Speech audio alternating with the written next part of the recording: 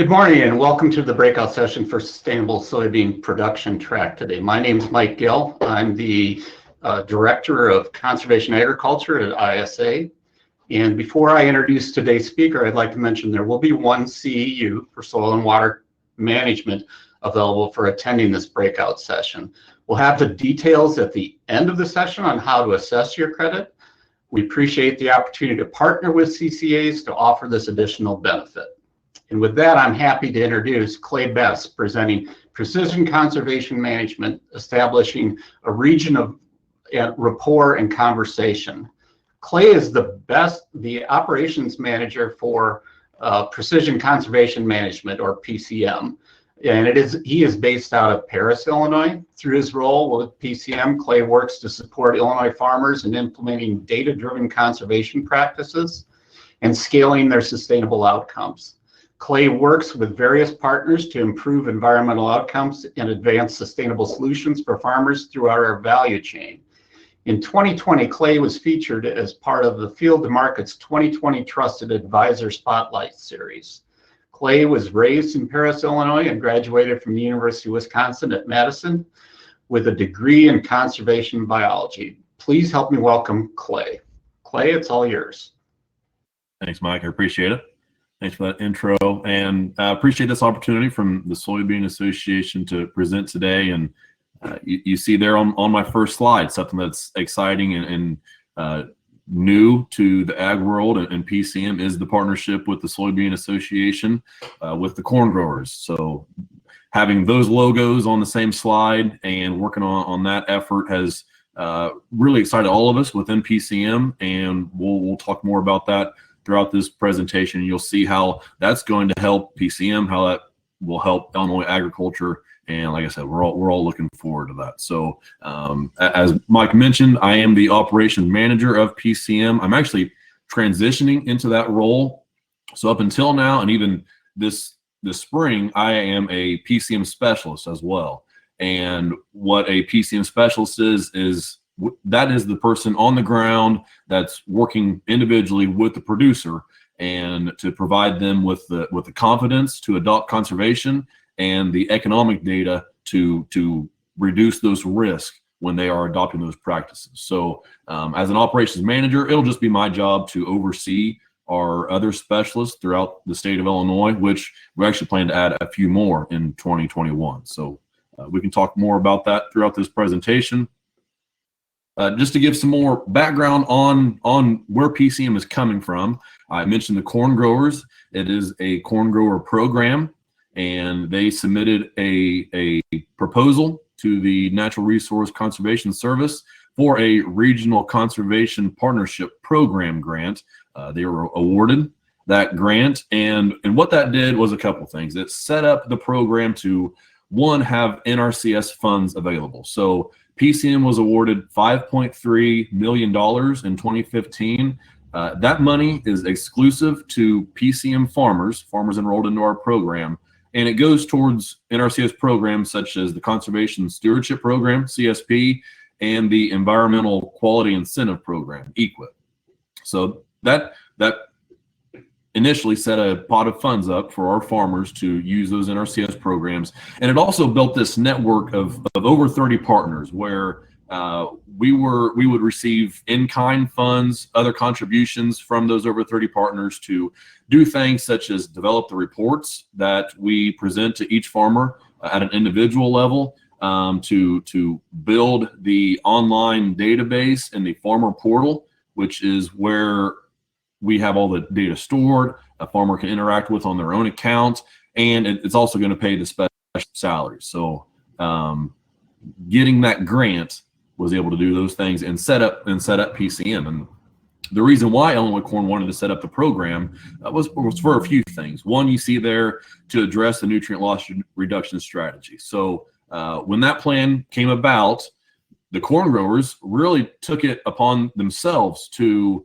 address the issue of nutrient loss, because especially looking at nitrate nitrogen, well, corn's a crop that is responsible for the nitrogen use and nitrogen application. So the corn growers felt like it was on their shoulders to get ahead of this before we reach any point to where regulation might be threatened any more than what it already is. So that's one of the reasons. Another reason is because of the pulls on agriculture, on the individual farmer. One being regulation itself, where if you don't make the changes, then we're going to come and tell you to make them for you, and they won't be voluntary.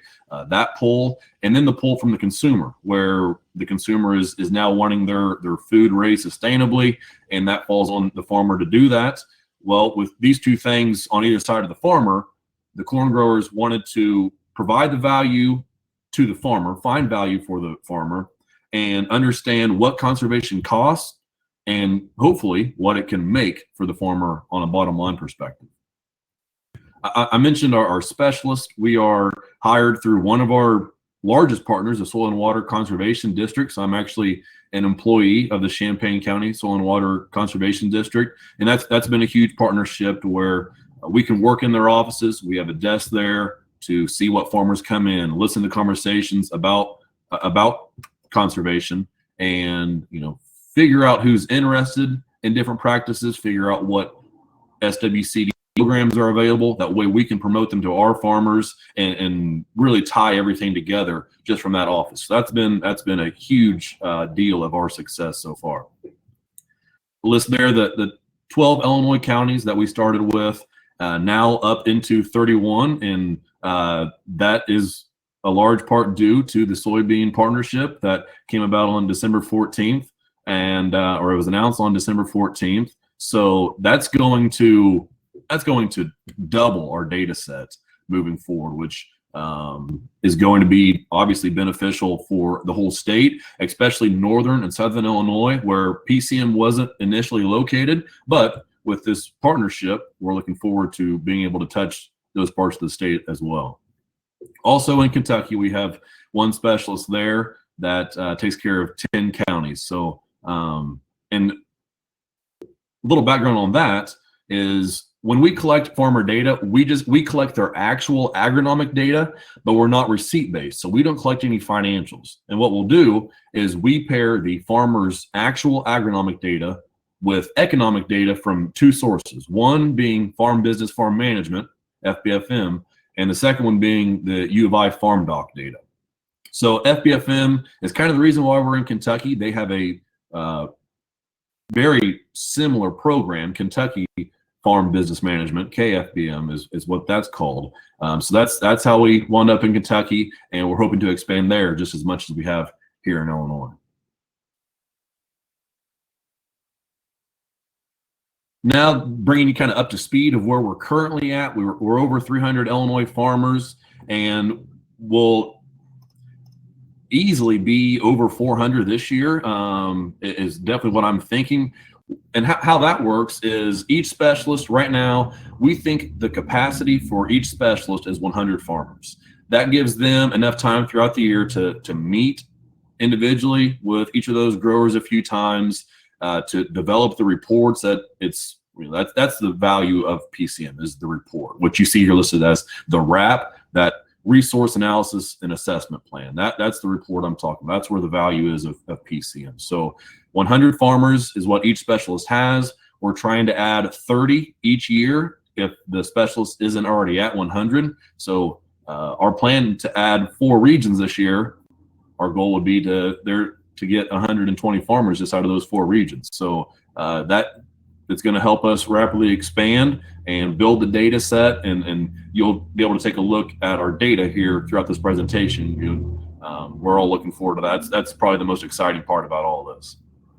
Over 350,000 acres. We are now in our 5th year of delivering those reports that I've mentioned. And in those reports, we're covering everything from an update on their watershed, information from the nutrient loss reduction strategy, an update on the program, and we're going to give them their sustainability metrics, which we'll cover here later today. And we're also obviously going to dive into the economic analysis, which is the most value of the program, where we are taking a look at how that farmer in his or her current operation compares to other farmers in the same county, in the same region or state that are doing the same things or doing different things. And with that, It's a specialist job to make recommendations, go find programs that can help a farmer implement that practice.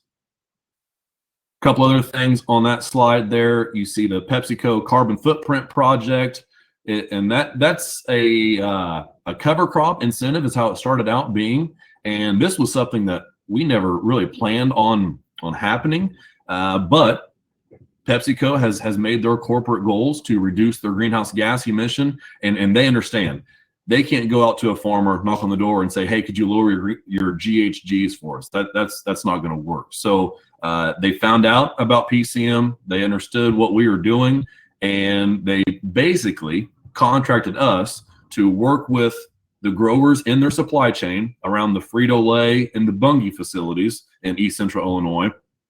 And if we could work with those farmers to convince them or develop a plan to plant cover crops, basically trying cover crops, then the farmer would get a incentive cost share, $10 per acre payment from Pepsi, and PCM would then collect the data, obviously tie the economics to it, but also generate sustainability analysis, and then aggregate and anonymize, which we always do with our data, aggregate and anonymize that data to give to Pepsi, who then can report on those GHG reductions, which we have seen cover crops play a huge role in doing. That's been a huge success of the program.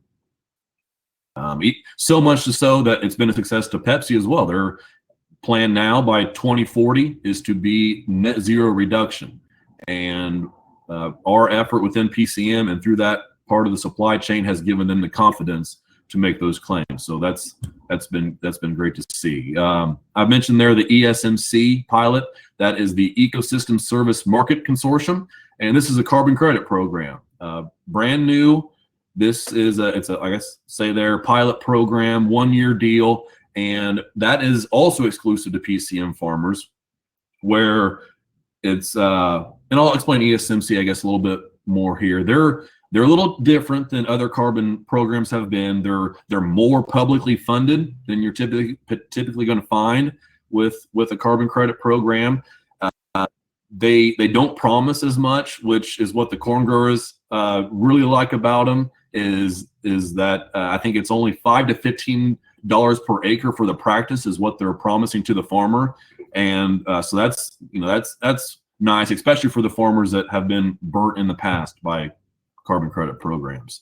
And the other thing is that when the farmer increases his or her carbon within the fields, they're paid right then and there for that increase. Then it becomes ESMC's job to develop the marketplace and find out which buyer is going to take those credits. So it's not up to the farmer; they get paid for making those changes, and that's the structure that ESMC has founded. So brand new this year, we've got a dozen growers within that program, and where we're at right now is their soils were sampled in the fall to establish a baseline, and now as they hopefully make practices or improve their operation from a conservation standpoint, then each year that carbon will hopefully build, and the farmer would then be paid for that increase. So that's the structure, like I said, that ESMC has put in place.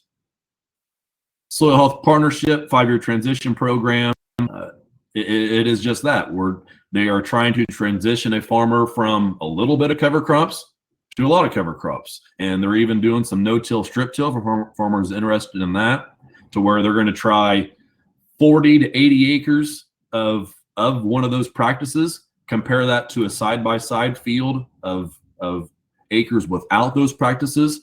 And then Soil Health Partnership, they're going to look at the soil test and complete a soil analysis, and then obviously PCM on top comes in with the economic data to hopefully convince a farmer and give them the confidence to improve those acres within the years to come.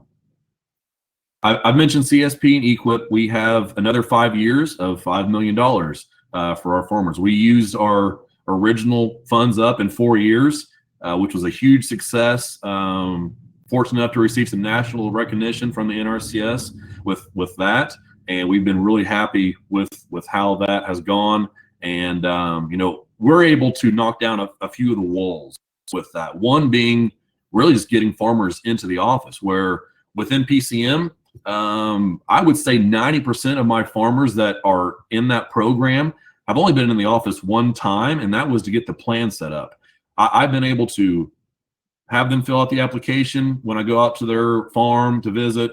I take it in the office. If I need to run paperwork back and forth, I'm able to do that. So just the efficiency and the convenience of having a specialist has allowed us to have that success. And final thing there is we were winners of the Collaboration of the Year award with the Field to Market, and that is given to any partner using the Field Print platform through the Field to Market, which we use to go over all the sustainability metrics. And once we collect our data, which is where the fields are at, what the crop information is, row spacing, the planting rate, and each trip through the field. So all their tillage, their pesticides, their fertility, planting, and harvest. Once we collect all that data, enter it into our farmer portal online, we can automatically generate field print calculator reports for our farmers. And that's been helpful for us in partnerships, and obviously enough to win us that award, which was a huge W for the PCM program. So we're proud of that. Now we'll take a look into some of our data, and a couple things I'll point out here is that we are just going to look in these next few slides at data from 2015 to 2019. So we started in 2016. What we do is we collect 2 years of data from each farmer. We collect that year and the year previous, and there's obviously farmers that are very good record keepers that we could probably go back multiple years on, but having that just 2 years of data to collect, it's a simple structure, and that way we're not trying to remember things from years ago. So we collect 2 years of data. That's why we go back to 2015 and then up to 2019. These are also going to be on highly productive soils. You see soil productivity ratings. If you see SPR, that's what that stands for in the presentation. And in PCM, we classify fields as either high SPR or low SPR. These numbers are going to be just from the better ground, so to say, in the program. And I made a note there about the 2020 data. What we'll do with that 2020 data is we're going to give our farmers the first crack at taking a look at that data. And then this summer, we'll just start rolling out different press releases, different interviews that looks at the data from this past season. And I did want to mention that there's a webinar at 9 a.m. on Friday that maybe we could share a link to. It's called Getting Nitrogen Right. And I know Dr. Laura Gentry with the PCM program, and I believe Dr. Gary Schnicke, who's, like I said, the brains behind our economic numbers, I guess, that you'll see. They'll be on that, and that's kind of our first look from the public facing at what our 2020 data looked like.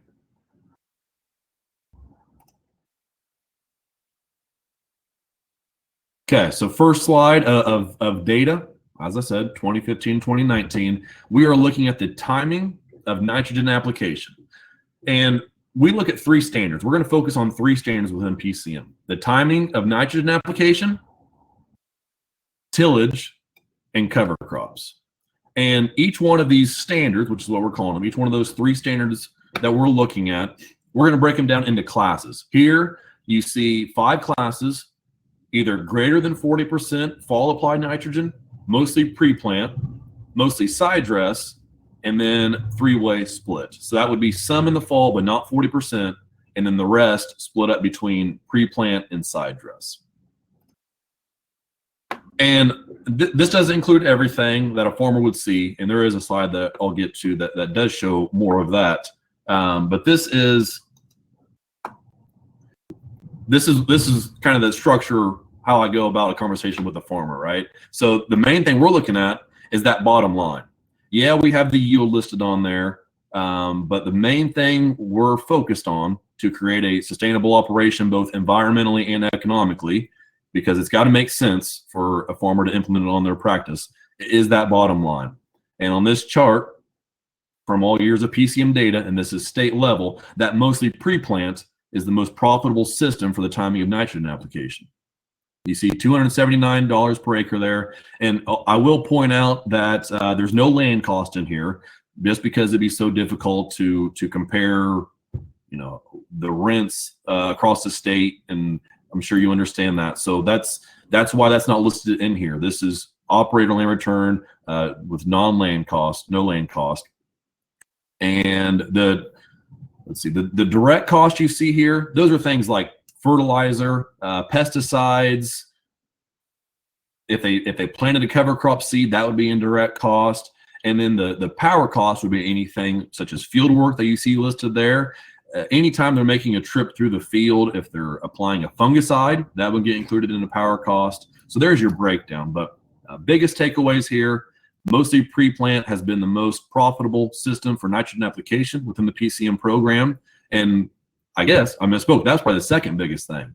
The biggest thing here is that greater than 40% fall applied nitrogen is not the way to go. And we've seen this every single year where more than 40% fall applied nitrogen has been behind, if not well behind, all the other systems.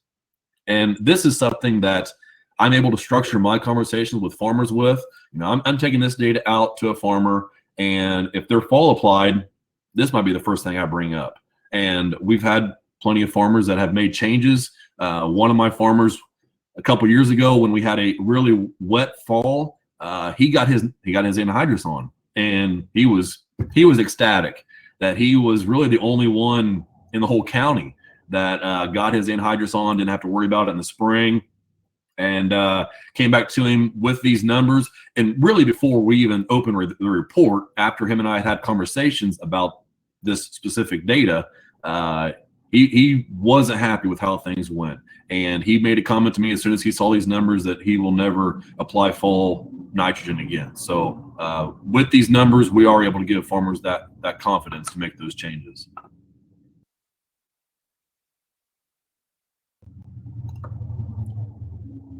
Next slide here, we're looking at total nitrogen rate, which is another win for the conservation crowd. This is breaking farmers down by amount of nitrogen they're applying, and this is total N rate. So this does include MAP and DAP.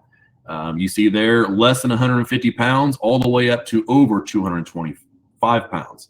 And this is probably a good place to say that we cover the full spectrum. So obviously we've got enough farmers to fill all those categories.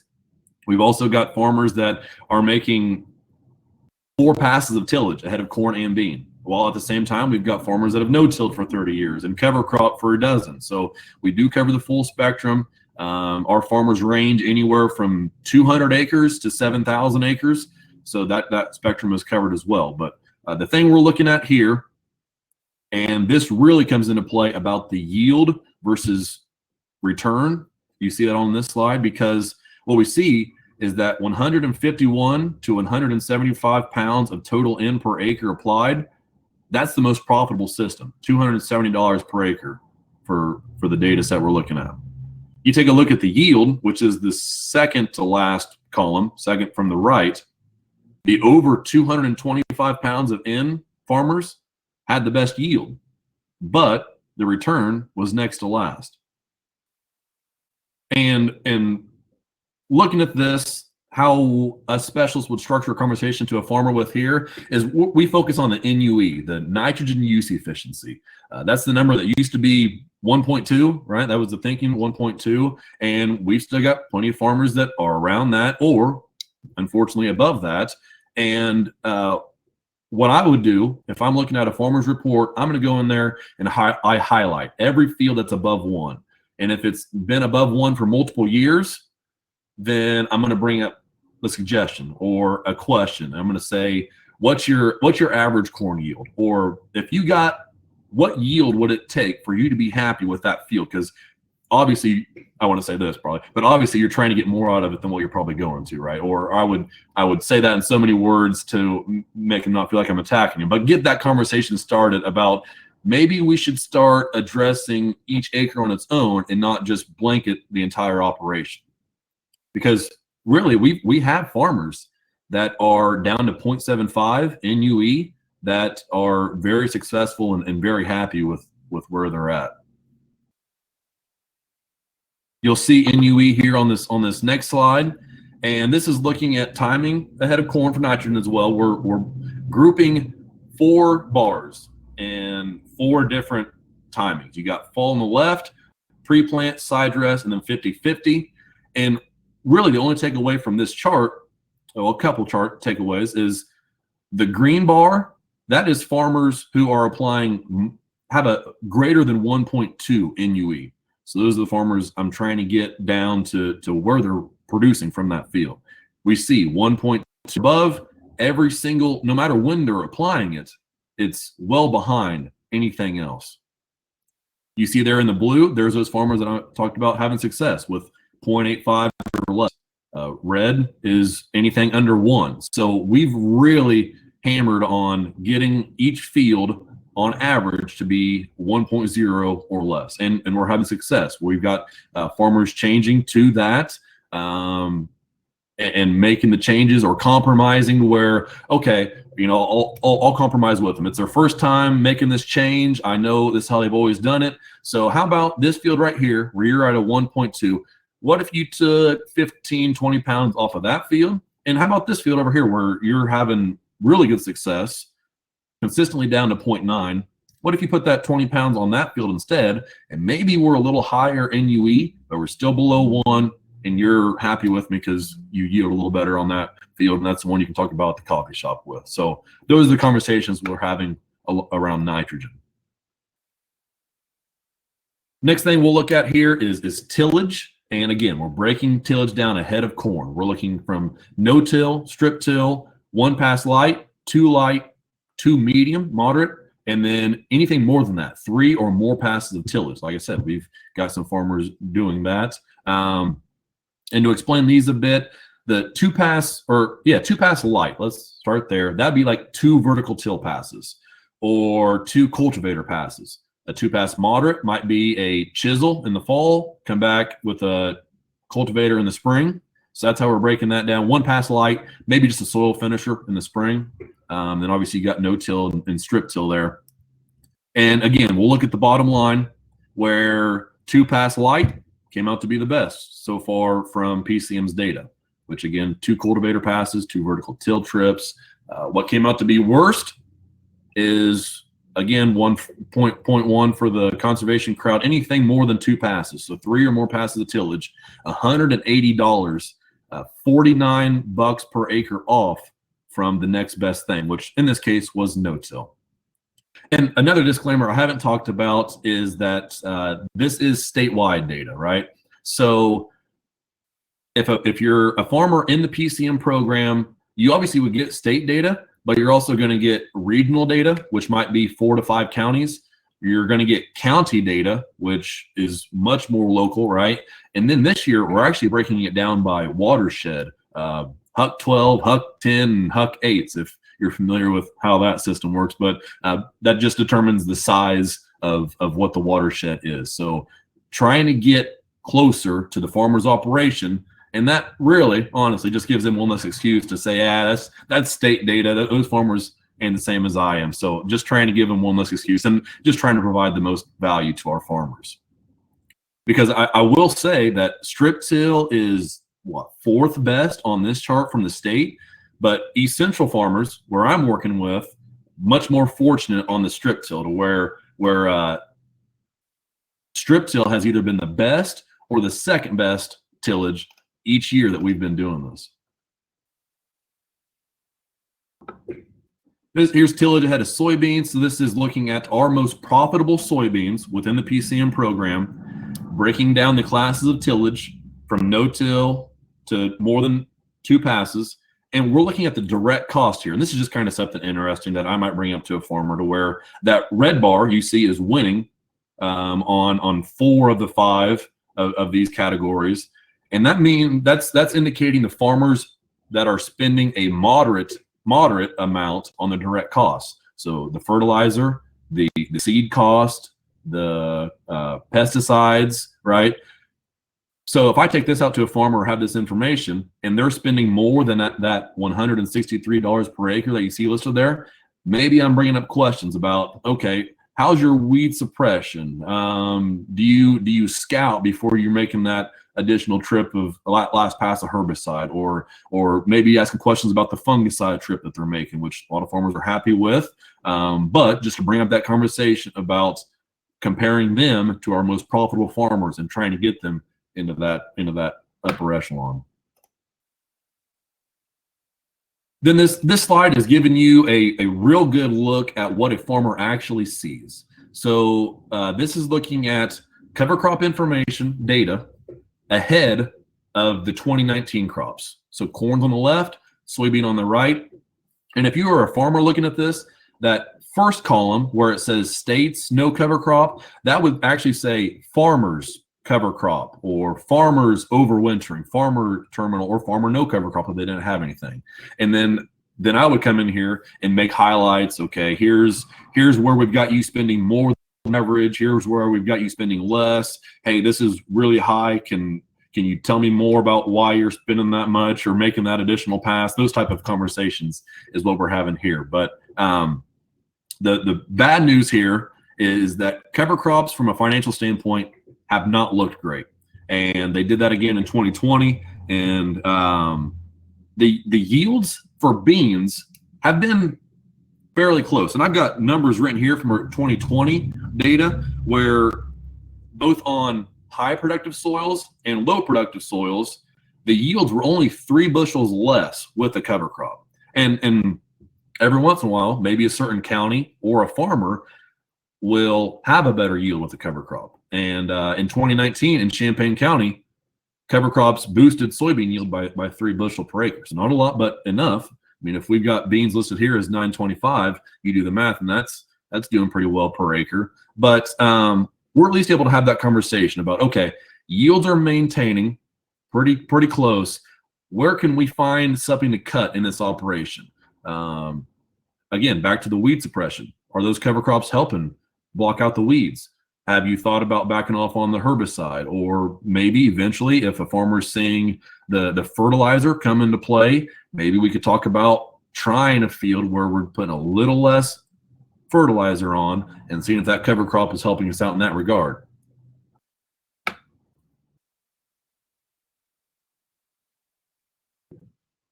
I think that about wraps it up for the economic data. And just to give you a few more slides, one here on the value to the PCM farmer.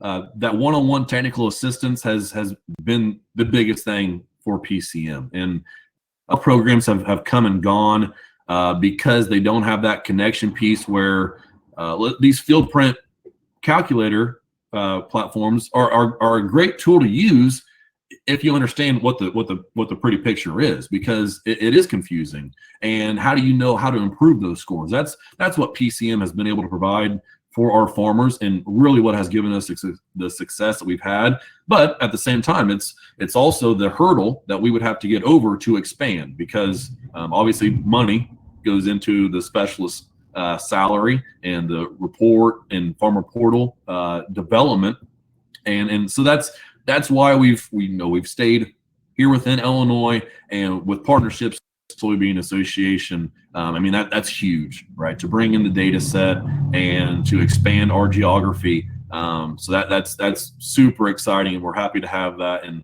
always looking for partnerships. It's just got to make sense for PCM and the farmer. Definitely got to make sense for the farmer. And I've talked about the reports, how we go down to the county level data. We saw a little bit of that economic table, and it's up to the specialist to go in and customize it. Figure out, okay, what does the farmer want to see? Where can I make a suggestion on what to change? We talked about the farmer portal, which is where all the data goes into, and it's secured. And I can say that because the guy that developed it used to work for the Department of Defense, so we're pretty confident in his 18 security walls to protect all that data. I mentioned the field print calculator and the Cool Farm tool. Those are some sustainability calculators, metrics that give the farmer an idea of where they at compared to other farmers on greenhouse gas emission, water quality, soil conservation, all these things that maybe 90% of them don't care about. But when we take it to them and develop and deliver it the way we are and explain this is what the supply chain wants, and I mean, if we can tie in conservation, right? If we can say If we can say one less pass of tillage is going to improve your bottom line, oh, and by the way, it's also going to improve all your sustainability scores, then now they're interested in, and now we've got a win-win scenario. So that's been cool to see. We do pay our farmers $750 over 2 years, and we're not doing that. I never say paying for the data. The data is always the farmers. If they withdraw from the program, they can have it back. And like I said, we always aggregate it and anonymize it. So we're not paying for the farmers, and it might irk me if anybody ever says that. But I quickly explain that we're really just paying them for their time. It's going to take a couple years for us to build a trend line and get enough confidence to make recommendations that we believe they will have success with, right? We're not going to say, okay, 1 year of corn, this field didn't look so well, we need to make every change we can. We're not going to do that off of 1 year of data. But if we've got 2 or 3 years of corn, well, now we're going back and we're saying, all right, you had a good excuse for why you didn't do so hot that year, but how about these 2 other years where we're right around that same ballpark? And being able to provide that type of value after we build a trend line and a data set, we hope is even much more valuable than that $750 that we kind of front the farmer to have. Obviously, networking, I talked about the wide span of farmers that we interact with. So if we can hook up like-minded farmers so they can sit in the same tool shed and talk about what their goals and interests are, or if we can bring in, let's say we bring in a no-till PCM farmer to talk to a dozen farmers that have talked no-till to me in one of our meetings. So networking like that, we're expanding our organic market. So we've got dozens of farmers that are organic or transitioning. So that's been nice to have.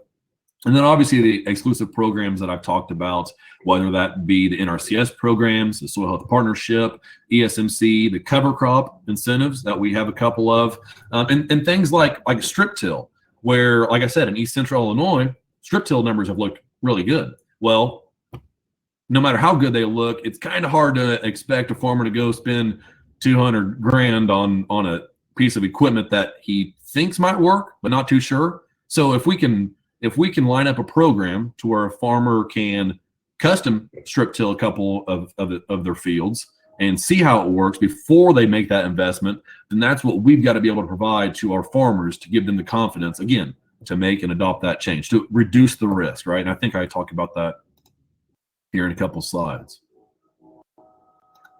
This slide here is looking at those sustainability metrics. So on the, we'll do the easy one first. On the right side, easy one, which says a lot about the ones on the left, right? This is that field print analysis, the calculator. So you see the 6 metrics on the outside: soil conservation, land use, soil carbon, energy use, water quality, greenhouse gas emission. This is looking at a certain farmer. That blue shaded shape, that indicates the farmer on each of these six metrics. And the way to understand this is the farmer is trying to minimize their footprint, right? So they're trying to get to as close to the center as they can. So the smaller that blue shape is, the more sustainable environmentally they are. Now take a look over the left. We've got 2 different things going on here. On the top, operator and land return. And the way I explain this to a farmer is, okay, you are that blue line. That blue line is your average for every year you've been in PCM, and it's driven by those colored dots, which are your individual fields for every year you've been in the program. That red curvy line, that's every farmer in PCM. So here on land return, I'm trying to get that farmer to the right. I'm trying to get that blue line to the right, which means they are more profitable and hopefully more profitable than other PCM farmers. Until I go talk to the next guy, then it's the same conversation, but for a different farmer. So that's return. Greenhouse gas emission at the bottom. This is different. Now we're trying to get to the left. It's set up the same way. Blue line's that farmer, but we're trying to get that farmer to the left because, again, we want to minimize our footprint. We want to get that blue line as close to 0 as we can. So here, this farmer, little behind the bulk of PCM farmers. Definitely not the worst I've seen, but we can come in here and maybe have a conversation about planting 1 more field of cover crops to reduce those greenhouse gas emissions. This is a page straight out of the report where each field that a farmer has gets its own page. And what we're going to put on there is the field name, a field map. You see the soil productivity rating there. This field would be considered very high. Anything above 130 is high, less than 130 is low. Over on the right, we're looking at the financial analysis of that individual field. The yellow line and yellow dots, that indicates where that field was at from a financial standpoint for corn in each of the year that it's had corn. And what I can do here is compare those yellow dots to the black dots, which is the rest of those fields for this farmer. And then the blue and red, that indicates other fields in PCM. Blue is every field in PCM, and red is strip till, because we've been really happy with how strip till has looked environmentally and economically in some places. So on this page, I'm looking at this and thinking, okay, this field in 2016 and 2020 was definitely the worst, least profitable field in the operation. And 2018, it might have been next to last. So if I'm going to come in here and pick one field and make a suggestion or ask a question on, it's going to be this field here, because that's the one really holding the farmer back from being profitable. And hopefully we can use conservation to get it there.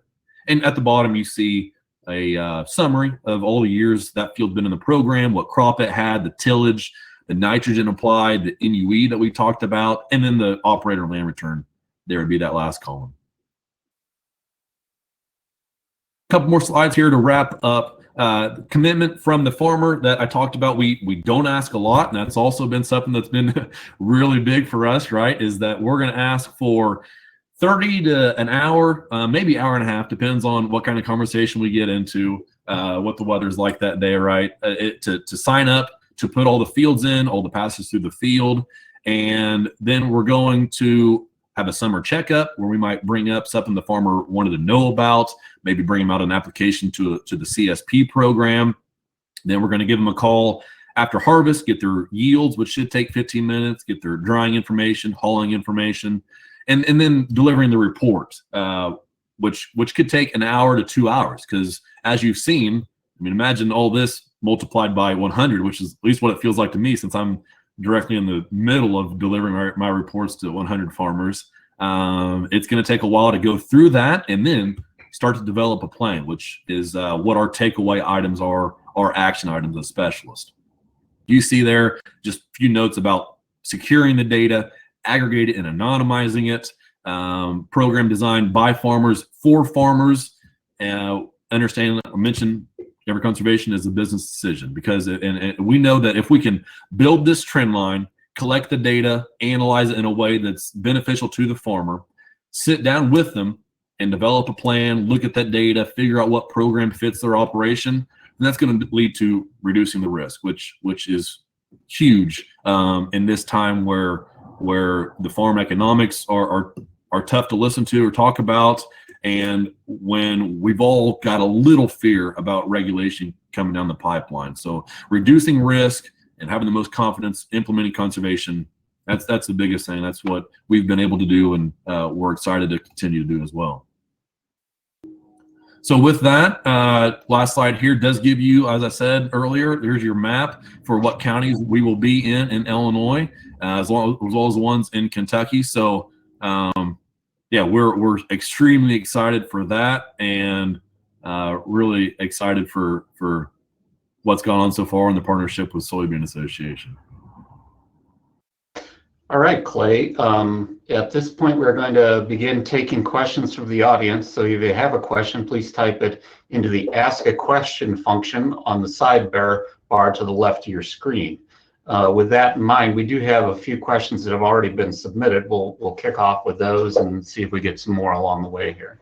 Yep. So first question is, will the government force reduced tillage or incentivize farmers to adopt these practices?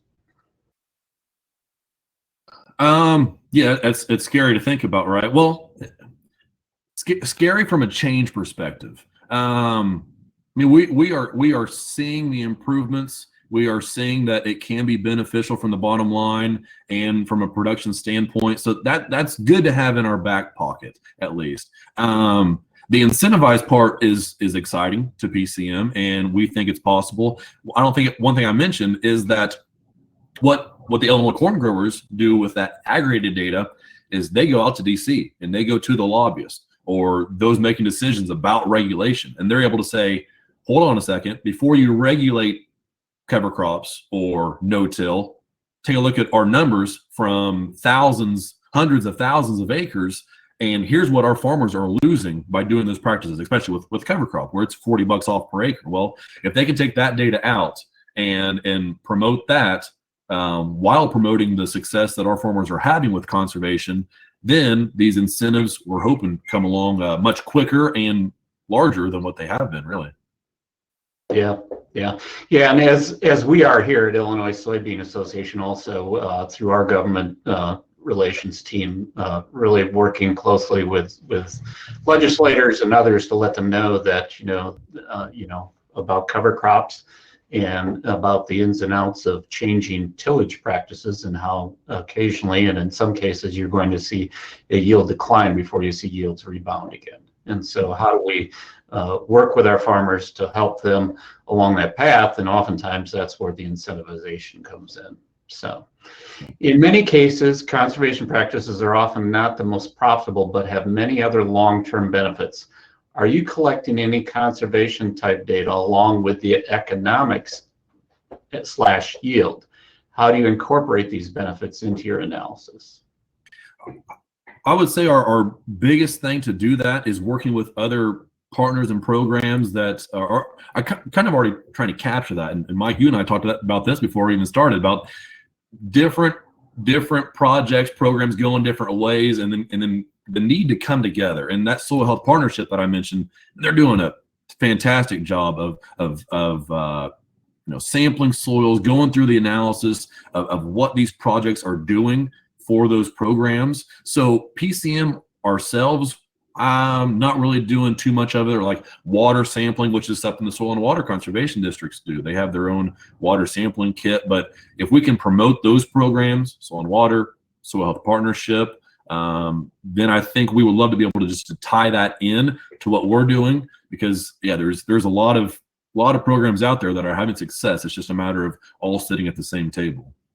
Yeah, and I'm of the personal belief too that we need to, as organizations, fund more university research that looks collectively at all the benefits, long-term benefits of cover crops. How does it change the soil nutrient cycling? How does that nutrient cycling process change enough that it means that instead of it having to have a parts per million test of blank as sufficient for my crop, can I get by with a lower number because we've actually have a better efficiency there as far as cycling the nutrients? So I can save on my fertilizer bill on the other side, and plus that means less exposure to the environment, fertilizers that we're applying. So there's a lot of work to be done in these areas, and we had a very good speaker last week that worked on cover crops, Dr. Shalimar Armstrong, and he had some very interesting information there, and I'm looking forward to conversing with him more to find out what other areas he's looking to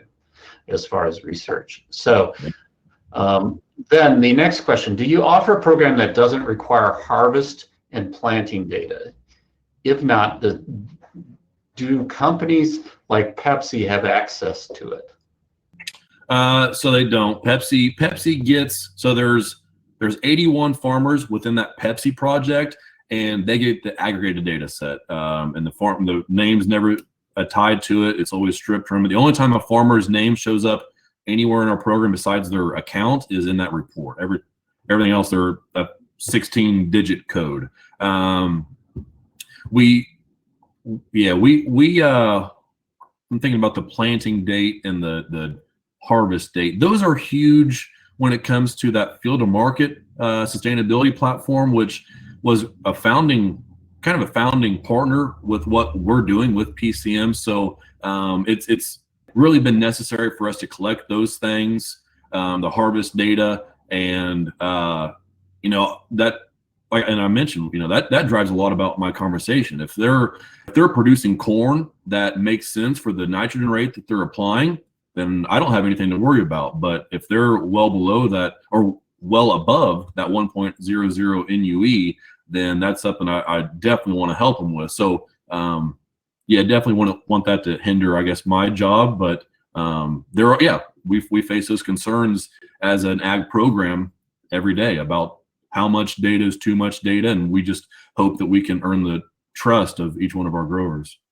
And I think that's largely the mindset of those in industry that have programs like this too, where they're trying to market carbon credits. I will say that those in private industry that are trying to develop these programs sometimes have other things they're trying to sell along with that carbon marketing. That's really their initial reason that I think that they are in this business of trying to get into the carbon market.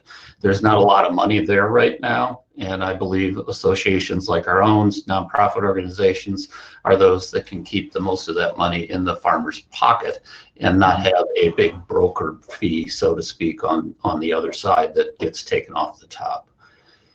In PCM system, is there an opportunity for growers who are already utilizing sound conservation practices to benefit financially? So I think this is addressed at the carbon markets. In fact, it goes on to say, other carbon systems seems to leave these growers out of the equation. Yeah, I'd say the worst part about all these programs, right, and the difficulty it is to incorporate farmers that have been doing this much longer than any of this was even thought about, which really stinks. Within PCM, I mean, you get paid the $750 to join the program and be a part of it.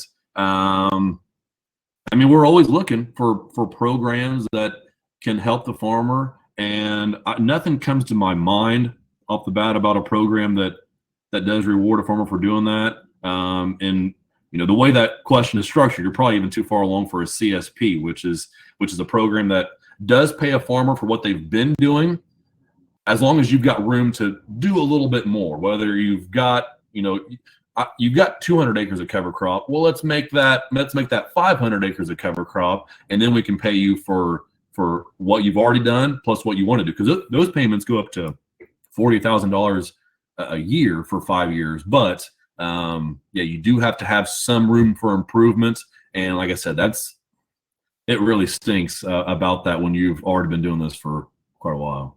Yeah, it really does, and I somewhat understand when you go to industry, those that are paying for those credits, why they are looking at the market that way. And mainly what they are looking for is not practices that have already taken carbon out of the atmosphere or nitrates and phosphorus out of the water. They're looking for bettering the environment. They're looking forward and not really backward.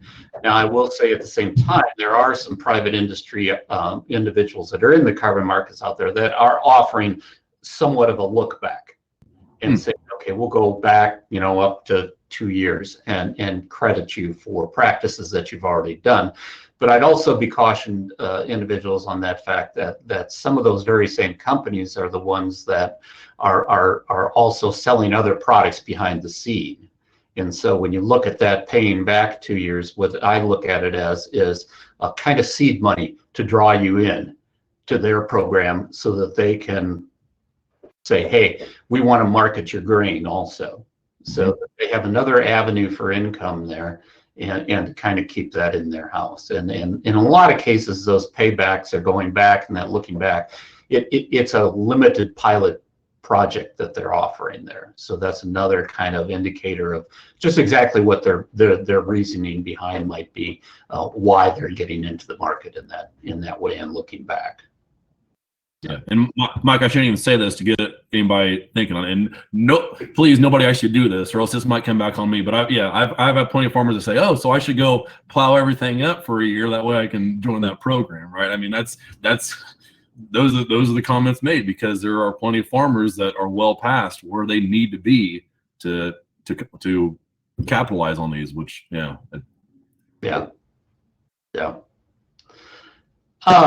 There is a question that came in for clarification. So companies get the data, but your name is not tied to it. So I think what they're asking there is my individual farm data going to be supplied to a company, or is it the aggregate of all the farms that PCM has touched? The aggregate of all of the farms, right? Yeah, right. And even within the PCM system, like I see the farmer's name with their data because I'm the one helping them put it in.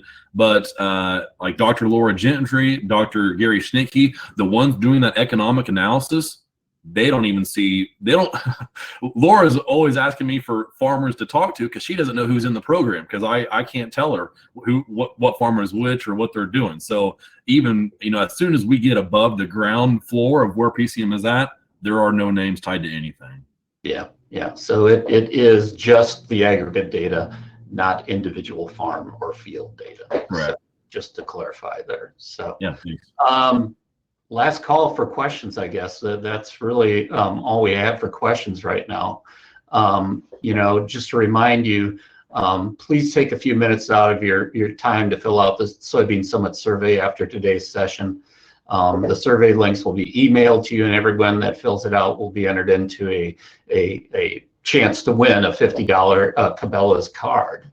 But with that, I'd like to remind the audience that if you are a CCA, don't forget to claim your credit. You know, we've got the QR code up on the screen right now. If you don't currently have the CCA app to scan that code, you can still take a picture of it and actually load that app onto your phone after you're finished, print that code out and scan it at that time. It will work that way. Otherwise, the other way to take care of it is to email us by Friday and include your CCA number and your name that your CCA registration is under, and we will submit that for credit.